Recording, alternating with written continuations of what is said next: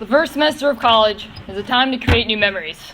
My first semester of college was 7 years ago, and while my fellow students were stressing about studying for their first exam or their midterms, I was holding a 74-year-old grandfather in my hands while he bled to death.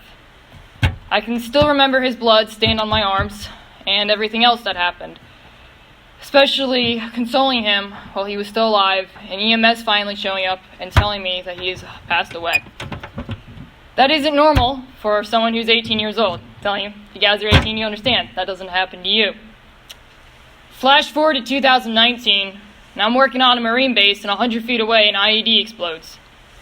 The main words that still stick out are from the guy that was stuck in the room who's yelling curse words, which I promised you I will not repeat, and the medic yelling, "Make sure you find all his digits." For you who don't understand what digits are, those are your fingers. Now flash forward another month, and I'm now on a Special Forces base, surrounded by mountains controlled by the Taliban. At night, the Taliban and Afghan army would fight really intensely, and while that wasn't happening, the Afghan army would shine green lasers and try to hit us in the eyes and blind us while we were practicing mortar fire. We are veterans. We sacrifice more than just our life at home, and everything else. We sacrifice our mental state. Today we call it post-traumatic stress, but it has had different names throughout the years. We have new treatments now, but what hasn't changed is the stigma on mental health. We know it today as PTSD, post-traumatic stress disorder, but this psychological issue has had multiple names throughout the years. Per an article per the History Channel, the first known work of literature dates back to 2100 BC. It's a story called the Epic of Gilgamesh, where the hero witnesses his friend die in battle and then has intrusive thoughts and nightmares. Fast forward a little bit, Hippocrates describes soldiers experiencing nightmares and also experiencing intrusive thoughts. In an Indian poem dating 2,500 years ago, described returning soldiers as demons because of their hypersensitivity, avoidance behavior, and reliving of the trauma. The name has changed throughout the years, but what hasn't changed are the symptoms. From panic attacks, an overwhelming sense of fear, adrenaline rushes, flashbacks, and if it's constant and there's no metaphorical light at the end of the tunnel, suicide looks like a really good option. These happen after something is called triggers. It can be anything. I have 10 of them. Now, psychologists today are dropping the word disorder and picking up the word injury. Why is that? Because when you hear disorder, you automatically think something wrong. You cannot fix the disorder. And if an employer picks up on that, it's an automatic stigma of, can I trust this person? Do I have to keep someone watching that person further? And they're subconsciously judging you. Now, when you hear the word injury, you can fix an injury. And if you can't fix an injury, at least you can live with one. 1 in 5 adults live with a mental illness. And don't worry, guys. I'm that one person. You don't have to think it's you. You don't have to look around the room. It's me. Per a VA report conducted in 2018, 46 million Americans were diagnosed with a mental illness. Of that, 1.7 million were veterans receiving treatment at the time, mainly from the Vietnam era and the current war. What are we at? In the last 13 years, 500,000 Iraq and Afghan veterans have been diagnosed with PTSI. But there's a new kind of old treatment out there called cognitive behavioral therapy, or CBT. It's not a, let's sit down and talk about your feelings and see if that makes you feel better. That doesn't work. It's let's change your mind from looking at something negative to making it a positive outlook. Like if I have a PTSI attack in public, and I'm going to freak out because I don't want that. It's okay. Society doesn't say you have to or you shouldn't have to. Or it changes you from when someone says something, you don't have to get angry. If they say, hey, you suck, don't get angry about it. It's their opinion. Who the crap cares what their opinion is?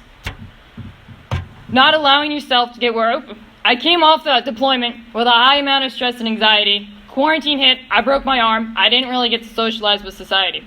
So I saw everyone as a threat, and that includes you guys too.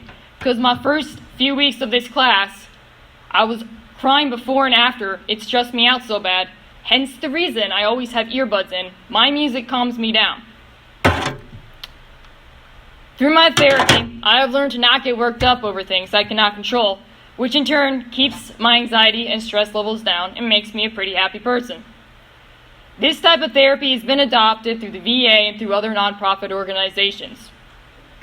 But it's not just what it is. There's two types of PTSI. There's functional, and then there's non-functional. Clearly, I have functional PTSI because I am talking in front of you, and it allows me to do my daily activities unassisted. But there are some people who cannot. They have such severe anxiety, they need medication, or they get the coolest thing ever, in my opinion, which is a service dog. Now, service dogs are awesome because they're trained to pick up on heartbeat and hormones secreted when anxiety attacks hit. They're also trained to alert the owner of when their attack is imminent so they can get to a safe place. Which is why it is strictly forbidden not to touch a dog with a vest as much as we want to because they're always adorable. The dog needs to focus on their human, and the dog needs to focus on the environment around them. Commercials, social media, stickers. You see it everywhere, 1-800-SUICIDE. I myself personally am not a fan because when I was having a suicidal attack, I had to wait 2 hours for someone to get online to tell me that it's okay, I shouldn't kill myself. But other people might need that. And a 10-digit number is really hard to memorize. So starting in 2022, the National Suicide Prevention Center has switched their number up, and all you have to type in is 988. But the best treatment begins when a soldier realizes he or she needs help, right? But why is it so hard for soldiers like myself and retirees to, go out and get help? Because we are trained to hold our emotions in. We can't show weakness, especially when deployed. You cannot show fear. Because if one person gets fearful, it's mass, everybody's going to get fear. It's like insane. Everyone's going to get it. Everyone's going to start doubting each other. And that will destroy the mission. Sounds unhealthy. I meant to do that.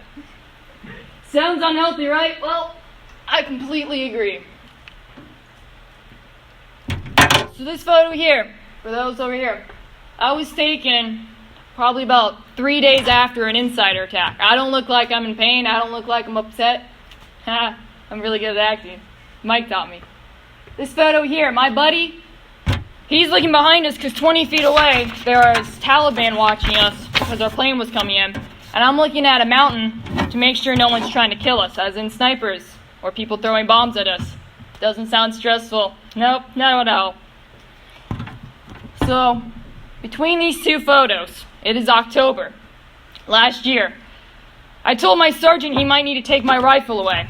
I was overwhelmed with the constant stress and pressure of working every single day because weekends do not exist. You work Monday to Sunday and repeat. I contemplated committing suicide and didn't, clearly because I'm standing, because first, I've been an EMT for 8 years and I have seen multiple suicides and I don't want that image in somebody else's head. Second, because I convinced myself only cowards killed themselves and I'm not a coward, I am strong. And third, because I had God and He gave me the best friendship I could have asked for. And they are forever my family and they hit me up in a time of need.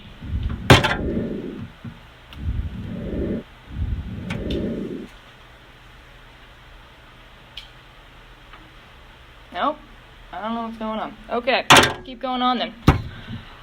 I'm not uncomfortable talking about this with you because a good friend said, our stories have to be told so others can learn. During quarantine, the stress of civilian life and some regrets from my deployment almost caused me to take my life for a second time. Within a year, if you're uncomfortable about hearing this, ask yourself why. And let me tell you, there's a stigma in our society today where we don't talk about mental health in public because it makes people uncomfortable. I'm here to challenge that. As much as people say they're here and they want to know They don't. You all don't want to know the details of that insider attack with that IED. And I don't want to tell you because you do not want that image in your head. You don't want those screams and you don't want those words. As our classmate said on Monday, let the person who is experiencing the problem know you are there for them. We don't need pity, we don't need sympathy, and we don't need people talking to us like we're children. But knowing someone there, that's a lot.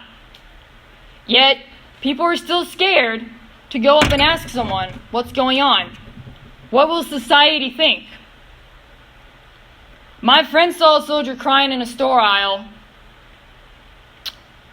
and she was nervous to approach him because she thought, what will he think, and what will the people around me think? So she kept going on her way without checking up on him, and later told me how she regretted that decision because what if he was going to kill himself later, and she was that one person that was going to say, hey, everything's going to be all right.